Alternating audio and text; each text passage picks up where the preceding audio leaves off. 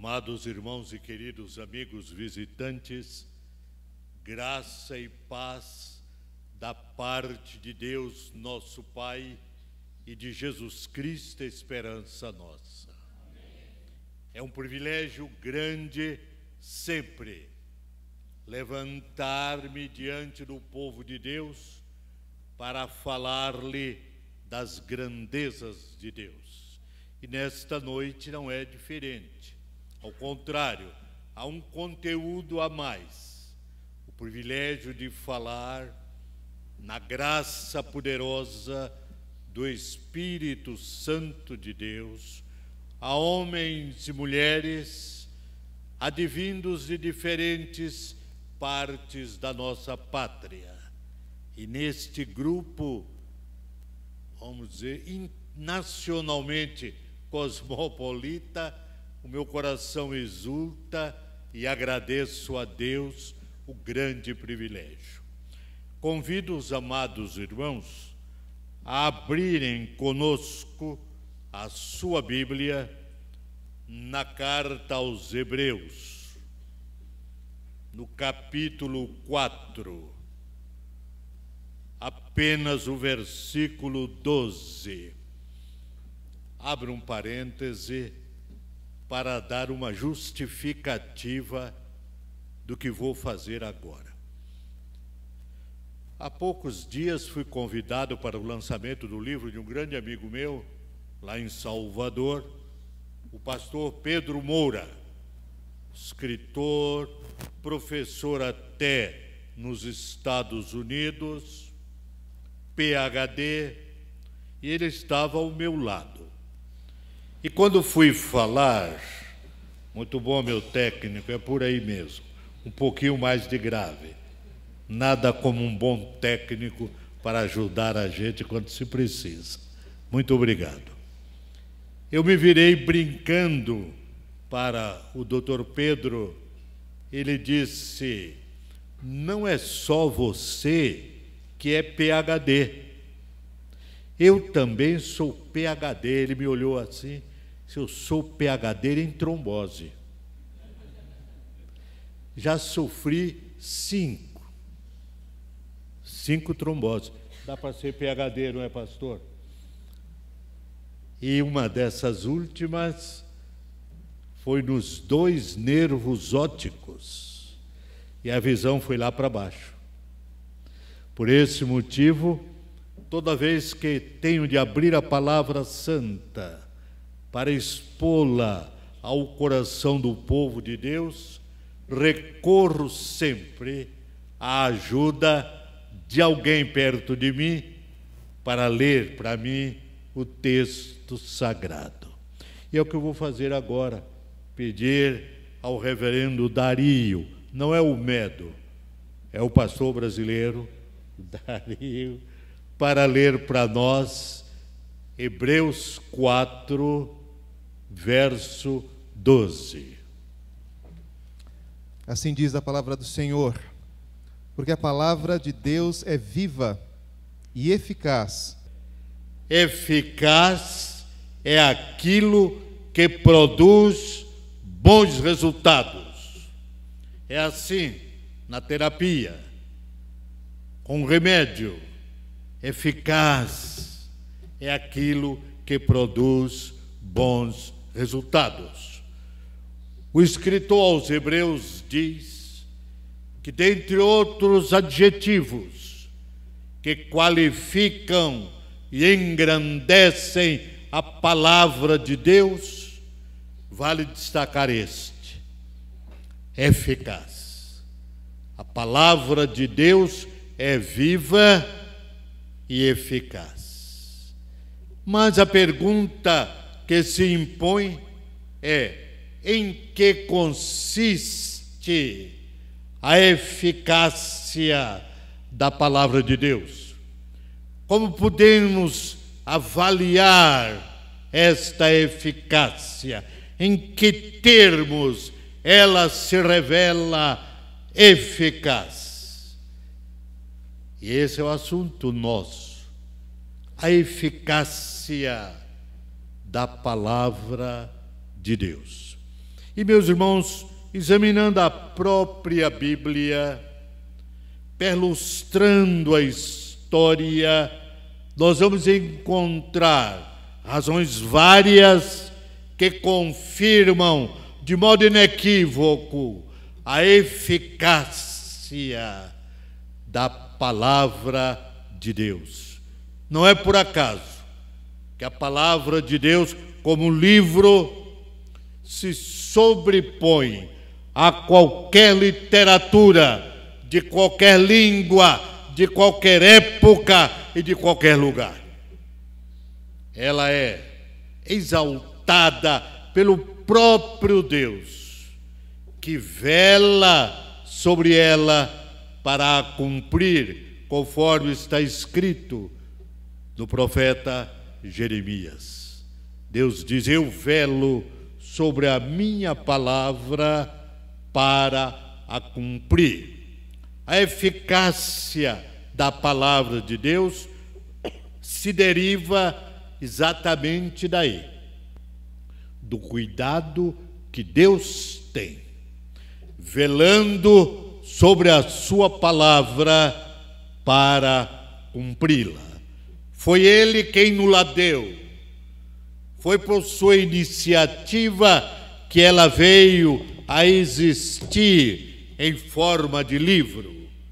Foi pelo seu cuidado providencial que Ele a preservou ao longo dos séculos, sobrepondo-se às mais violentas perseguições até hoje. Porque, meus irmãos, nenhum livro em toda a história da literatura humana foi mais combatido, foi mais perseguido do que as Sagradas Escrituras. Mas nenhum outro livro tem produzido, ao longo dos séculos, em todos os povos, resultados tão grandiosos, tão admiráveis. Se não vejamos a eficácia da palavra de Deus, se revela, em primeiro lugar, no fato de ela falar quando tudo silencia. A palavra de Deus fala quando tudo silencia. Nós temos um livro publicado em língua portuguesa, editado no Rio de Janeiro, autoria do reverendo Bolivar Bandeira. O título é Perto de Jesus. E naquele livro, Bolivar Bandeira nos diz que, como capelão do Hospital de Tuberculosos no Rio de Janeiro, um dia ele resolveu fazer uma enquete com todos os internos ali. Distribuiu um papelzinho na água com a pergunta: como você reagiu no momento em que ficou sabendo que estava tuberculoso? Obrigado, irmão. Muito obrigado. E as respostas foram várias, mas convergentes para o mesmo ponto. E este ponto em destaque era a palavra de Deus. Um respondeu: no momento em que fiquei sabendo que estava tuberculoso, eu de joelhos recitei o Salmo 23. O outro disse: no momento em que fiquei sabendo que estava tuberculoso, e fui ao meu quarto, fechei a porta, abri a minha Bíblia, lá onde Jesus diz em Mateus 11: vinde a mim, todos vós que estáis cansados e sobrecarregados, e eu vos aliviarei. E por aí foram todas as respostas. Era a Bíblia falando quando tudo silenciava. Era a Bíblia falando, como a cortina escura descia ante os olhos daqueles condenados pela tuberculose. Sim, meus irmãos, a Bíblia fala quando tudo silencia. Em fevereiro de 1973, era eu pastor efetivo da Igreja Presbiteriana da Bahia, em Salvador, e nos preparávamos para o casamento de um presbítero da nossa igreja. Era um engenheiro que ia se casar, como casou, com uma psicóloga, Dr. João Soares. Na hora em que ia calçar o sapato, assentei-me na cama, e ali à cabeceira da cama tinha uma gavetinha onde guardávamos a calçadeira. Puxei a gavetinha com a mão esquerda, gavetinha pequena, e a gavetinha caiu das minhas mãos. Não segurei a gaveta. Não achei a calçadeira. A minha esposa estava ao lado, se preparando também, e eu lhe perguntei: você viu a calçadeira? Ela não entendeu o que eu estava dizendo.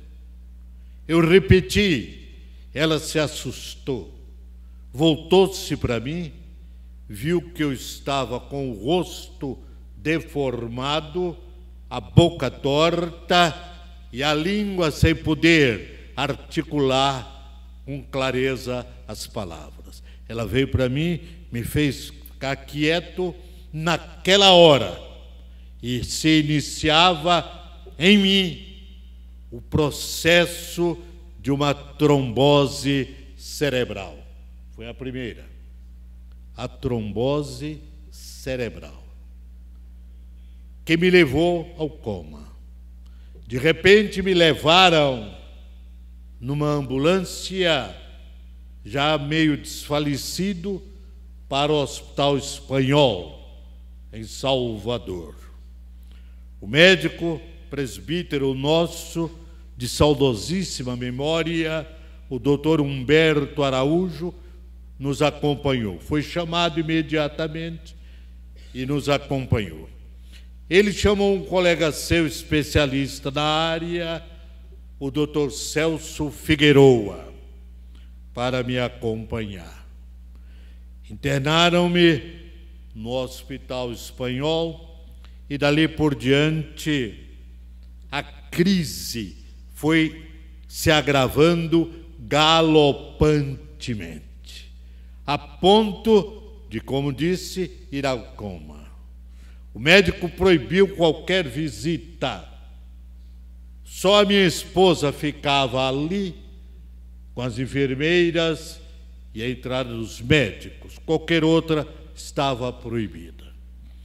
Foi aí que um amigo nosso veio de Itabuna, uma cidade ao sul, para me trazer um presente que os concluintes do Seminário Presbiteriano do Norte, turma de 1972, tinha me mandado. O presente era uma placa de prata com agradecimento da turma, porque eu fora o paraninfo acadêmico da turma. Eles mandaram preparar uma placa para me dar de presente, porque a turma também tinha sido meus alunos, mas o técnico não deu a placa em tempo. Tivemos a formatura, fui-me embora e eles só receberam a placa depois. Ficaram tristes, só depois eu fui a saber que era um plano de Deus. Naquela hora, o visitante de Itabuna, não podendo entrar no quarto de hospital, entregou à minha esposa aquela caixinha. Ela abriu a caixa estava lá a mensagem de que ela precisava. Mãe de 3 filhos pequenos, vendo o marido nas vascas da agonia da morte, praticamente desenganado pelos médicos. Ela precisava de algo muito superior. E ela leu a mensagem. Eu não li, ela leu. E a mensagem da placa diz assim: ao reverendo Edésio Schecker, nosso paraninfo acadêmico, a gratidão da turma de 1972 do Seminário Presbiteriano do Norte. Turma de 72. Lembremos-nos de que a crise me sobreveio em fevereiro de 73. A formatura tinha sido em dezembro de 72.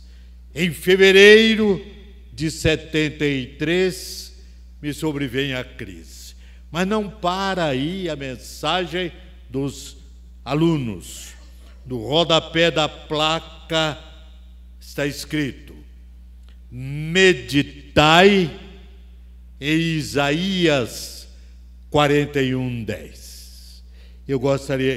Eu quero pedir um favor a todos os irmãos que têm a sua Bíblia em mão. Abra, por favor, em Isaías 41:10.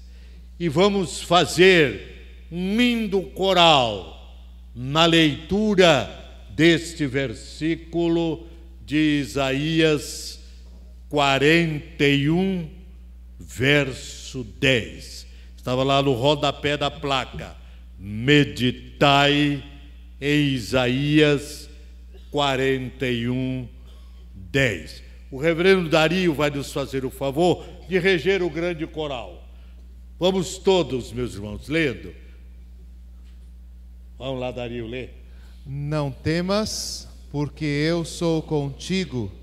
Não te assombres, porque eu sou o teu Deus.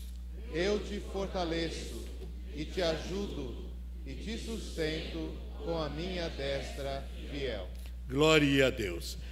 Irmãos, que mensagem admirável, que mensagem oportuna, que mensagem fortalecedora para o coração de uma mulher cujo marido está naquelas circunstâncias, na iminência de perdê-lo e ficar viúva com 3 filhos pequenos. É nesta hora trevosa, neste momento amargo, de crepe e de mortalha, que a palavra de Deus lhe fala ao coração. Não temas, que sou contigo. Não te assombres, porque sou o teu Deus. Eu te fortaleço e te ajudo e te sustento com a minha destra fiel. Estou certo que ao ler esse texto, Aldira, minha esposa que está aqui, deve ter sentido da parte do Senhor aquele fortalecimento traduzido na palavra, na promessa que lhe penetrava a alma. Mas os dias se passaram e tempos depois continuávamos no Hospital Espanhol, no apartamento, sem qualquer permissão para outras pessoas entrarem. Veio um colega pastor visitar-me.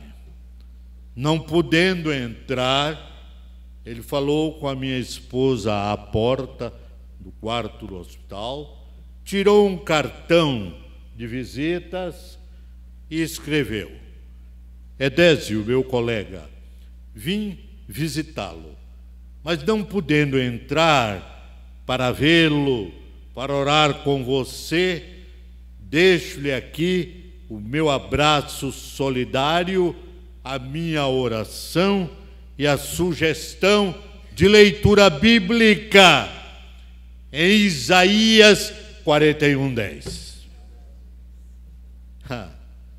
A palavra fala quando tudo silencia.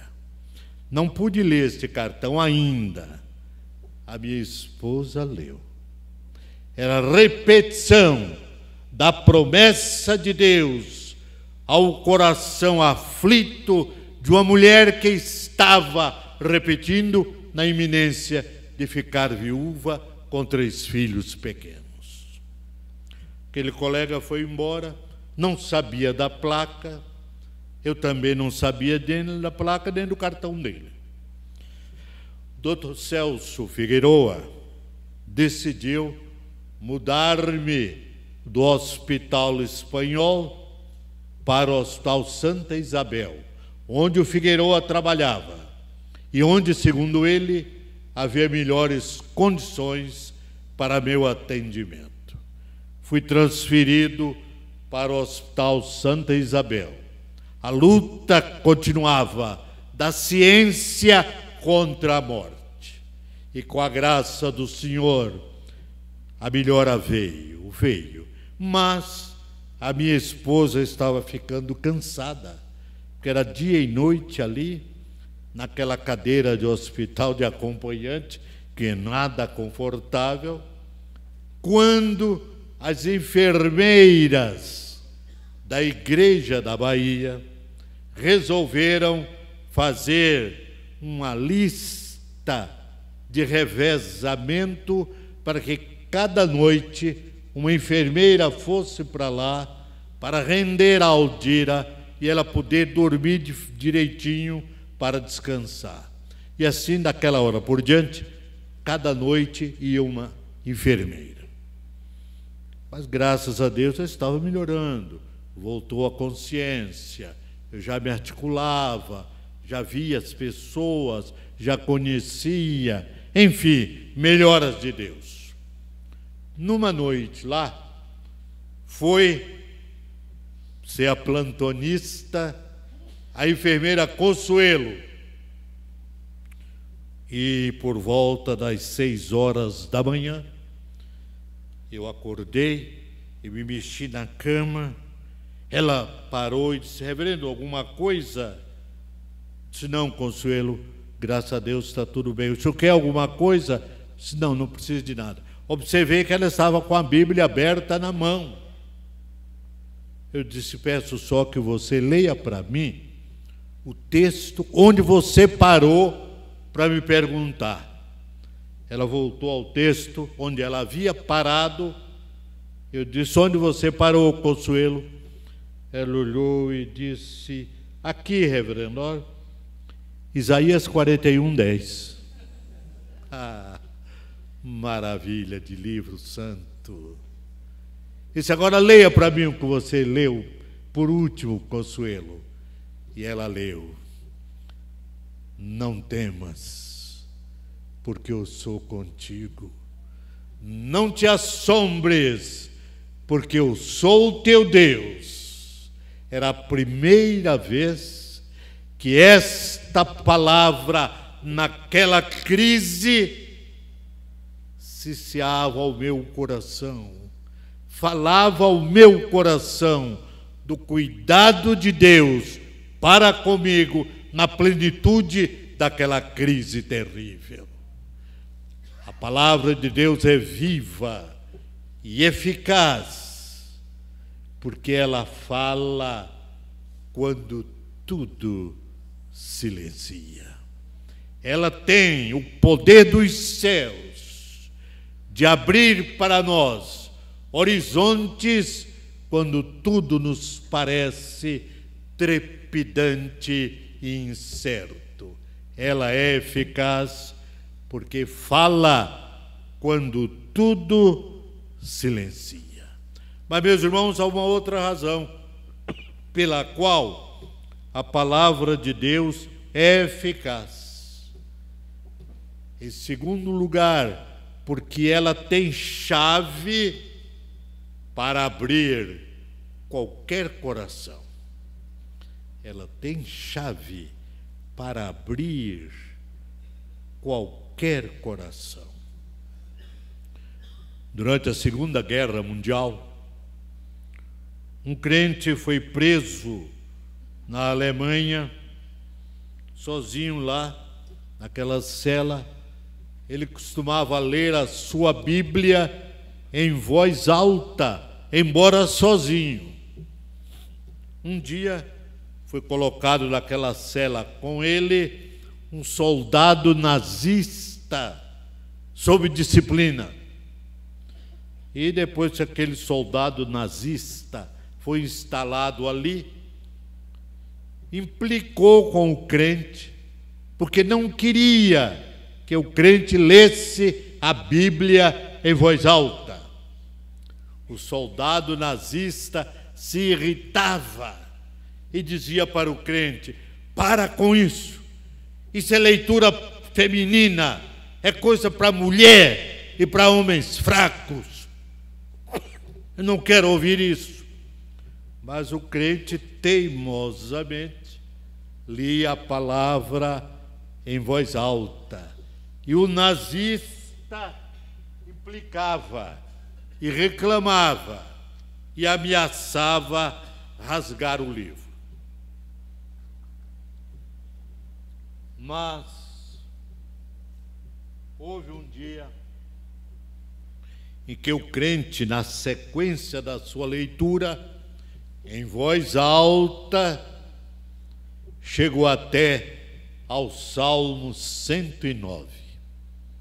É um salmo imprecatório, no qual Davi, o salmista, inicialmente faz a Deus as suas queixas, a revelação da sua tristeza pela maldade daqueles que o perseguiam. Mas de súbito, Davi muda o seu diapasão e, ao invés de continuar se lamentando, reclamando diante de Deus da maldade dos seus inimigos, ele irrompe numa imprecação tremenda, desejando o mal para eles. Salmo 109, por favor. Vamos abrir todos, meus queridos irmãos. Os senhores estão fazendo comigo uma pregação compartilhada. No Salmo 109, versículos 6 a 13. E dada a extensão do texto e a necessidade de uma compreensão cada vez mais clara, nós vamos fazer o coral, meu caro reverendo Dario, de modo diferente. O senhor conduzirá a congregação em leitura alternada do versículo 6 até o versículo 13. Irmãos, percebam que coisas terríveis. Davi, o profeta, Davi, o suave cantor de Israel, Davi, o homem segundo o coração de Deus, diz, pede, que coisas terríveis nesse salmo imprecatório. Por favor, vamos fazer a leitura alternada dos versos 6 a 13. Suscita contra ele um ímpio, e à sua direita esteja um acusador.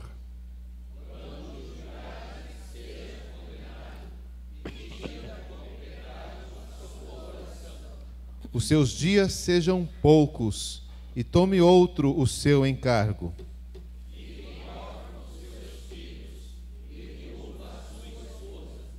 Andem errantes os seus filhos e mendiguem, e sejam expulsos das ruínas de suas casas.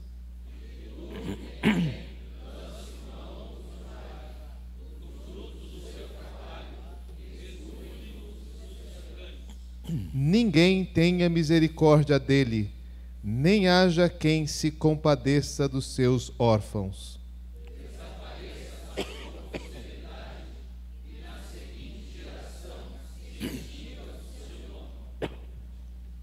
Meus irmãos, é humanamente incompreensível como é que um homem, segundo o coração de Deus, pede tanta coisa ruim para aquele que lhe era desafeto.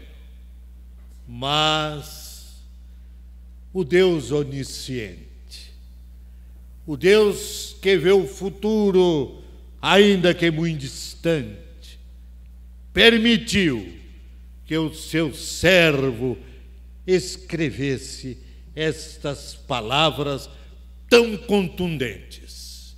E quando ele lia esse texto, na prisão, o crente teimoso, que lia em voz alta, ao ler esse texto, o soldado nazista se dirige para ele, arrebata-lhe das mãos o livro, dizendo: agora você leu alguma coisa para homem, eu quero ler. E pegou o livro e ficou com o livro para ler, porque para ele, soldado nazista, trabalhado no materialismo perverso do nazismo de Hitler, para ele agora o crente lia alguma coisa para homem. E ficou com o livro, e foi lendo, e não devolveu mais o livro, até a hora em que o Espírito Santo completou a obra, e aquele soldado nazista se converteu. Esta palavra é eficaz, porque tem chave para abrir qualquer coração. Lá numa cidade do interior, um irmão nosso tinha muita vontade de levar um colega de trabalho seu à sua igreja. E convidava, e o colega não ia. Até que um dia, num culto de quarta-feira, ele se preparava para ir, quando o colega se aproxima e diz: hoje eu vou com você ao culto. Aceitava o convite antigo e foram. O crente ia com o coração saltitante de alegria, porque o seu colega ia com ele agora à igreja. Mas, ao entrarem, o crente viu quem estava sentado à mesa para dirigir o culto de quarta-feira não era o pastor. O pastor, não podendo ir, designou lá um presbítero, um homem simples, de poucas letras, muito piedoso, muito crente, mas muito simples. E aí o irmão nosso gelou e disse: meu Deus, logo hoje que o meu amigo vem atendendo ao meu convite, o pastor não está. E ele disse: é aquele irmãozinho, ele é crente, ele é piedoso, mas não tem condição, pai, logo hoje. E ficou ali orando sozinho e dizendo isso. E o crente ficou ainda mais desesperado. Quando o irmãozinho lá abre a Bíblia e convida a congregação: meus irmãos, vamos ler a palavra de Deus aqui em Gênesis capítulo 5. É a genealogia de Adão. Começa dizendo que Adão gerou filhos e filhas e depois morreu. Sete, filho de Adão, gerou filhos e filhas, viveu tantos anos e morreu. E o crente ali está se contorcendo em desespero. E vai à leitura, fulano gerou filhos e filhas, viveu tantos anos e morreu. E foi assim. E o crente suava segundo ele disse. E o vizinho, o amigo, está ali ao lado dele. Depois que tudo termina, ele se volta para o amigo. Diz: olha, você desculpa, o pastor não estava hoje. Aquele irmãozinho é muito crente, muito piedoso, mas é muito simples e tal. Aí o amigo disse: não peça desculpa por coisa nenhuma. Eu é que lhe agradeço, porque você me trouxe aqui. Eu precisava ouvir aquela leitura. Eu pus no meu coração aquele ensino. Nasceu, gerou filhos e filhas, viveu tantos anos e morreu. Aquela é a minha história. Eu nasci, pela graça de Deus me casei, gerei filhos e filhas, estou vivendo e vou morrer. E não estou preparado para morrer. Eu preciso me preparar para morrer. E abriu a porta para a evangelização que o crente agora faz. E aquele vizinho, aquele amigo e colega se converte a Jesus por causa de Gênesis capítulo 5. A palavra de Deus é viva e eficaz, porque ela tem chave para abrir qualquer coração. Mas, meus irmãos, ela é eficaz, porque permanece para sempre. Nenhuma literatura humana permanece com a mesma eficácia, com os mesmos bons resultados.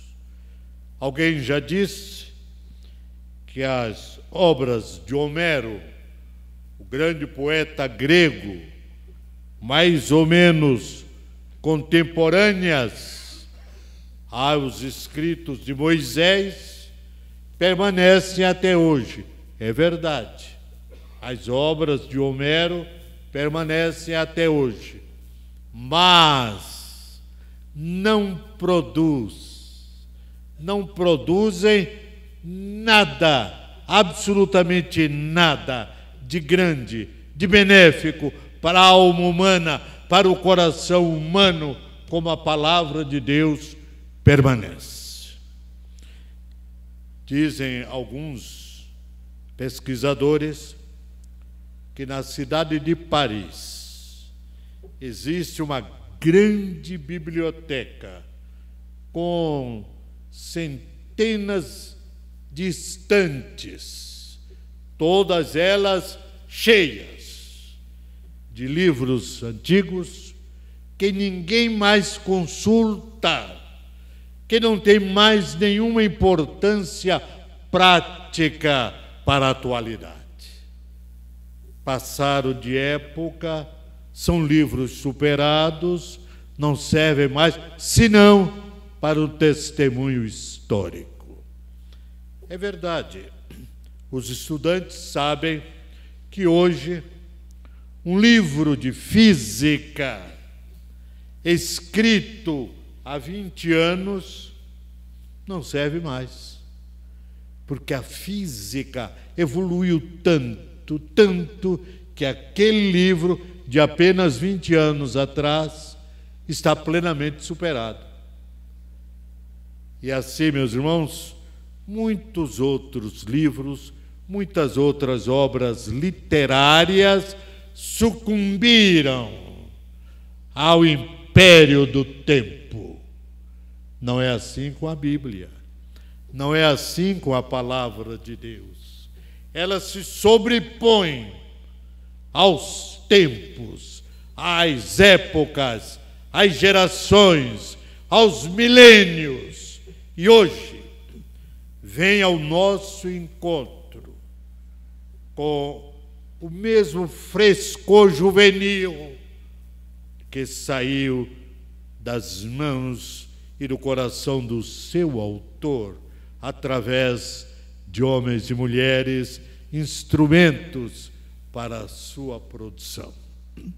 Daí porque, diz Isaías, o profeta, seca-se a erva e cai a sua flor, mas a palavra de Deus permanece eternamente.